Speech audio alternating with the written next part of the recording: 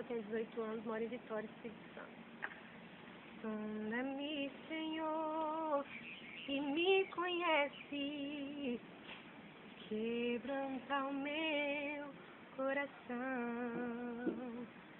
transforma-me conforme a tua palavra, e enche-me até que me ache só a ti. Então